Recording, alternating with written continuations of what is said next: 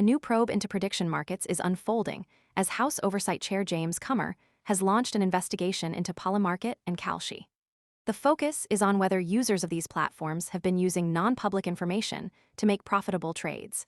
The investigation is formal and structured, with letters sent to the chief executives of both platforms requesting detailed information about user verification, geographic restrictions, and monitoring of suspicious activity.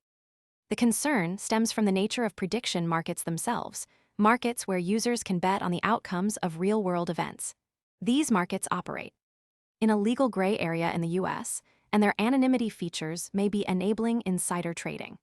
The House Oversight Committee is looking into whether this infrastructure is being exploited, particularly by individuals with access to classified information. One of the cases that triggered the probe involved Gannon Ken Van Dyke, a U.S. Army Special Forces Master Sergeant. He was arrested in April for allegedly using classified information to make bets on Polymarket related to the U.S. military operation that captured Venezuelan leader Nicolás Maduro. Van Dyke reportedly made over $400,000 in profits. Most people arrive after the move is obvious and the easy upside is gone. We focus on serious crypto education and high-quality signals before the crowd rushes in, so you can understand the setup earlier and move sooner. If you want that edge, visit the link below now.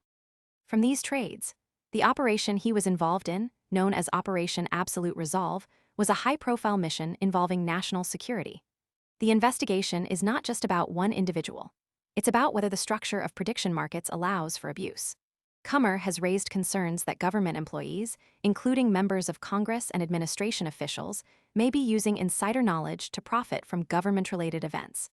The idea is that these individuals could be leveraging information they should not have access to in order to make profitable bets. Comer's letters to the executives of Polymarket and Kalshi ask for information on how the platforms verify user identities, enforce geographic restrictions, and monitor for suspicious trading. These are key questions because they point to the core mechanisms of how prediction markets operate and whether they are being misused. The platforms have been given 2 weeks to respond. The investigation is also prompting discussions about potential new legislation. Comer has suggested that there may be a need to bar government employees from participating in prediction markets altogether.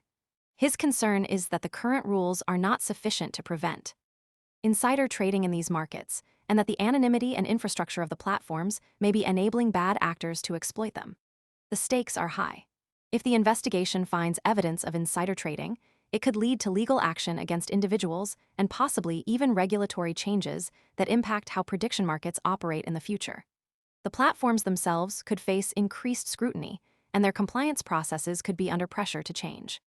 The next signal to watch is whether the House Oversight Committee will release findings from its investigation, and whether most people arrive after the move is obvious and the easy upside is gone. We focus on serious crypto education and high-quality signals before the crowd rushes in, so you can understand the setup earlier and move sooner. If you want that edge, visit the link below now. Comer will introduce legislation to restrict government employees from participating in prediction markets. The responses from Polymarket and Kalshi will also be important, as they could shed light on how these platforms are currently handling user verification and suspicious activity. This investigation is a significant development in the evolving landscape of prediction markets. It highlights the growing attention that regulators are paying to these platforms and the potential risks they pose. As the probe unfolds, it will be important to track how it affects the platforms, the users, and the broader regulatory environment.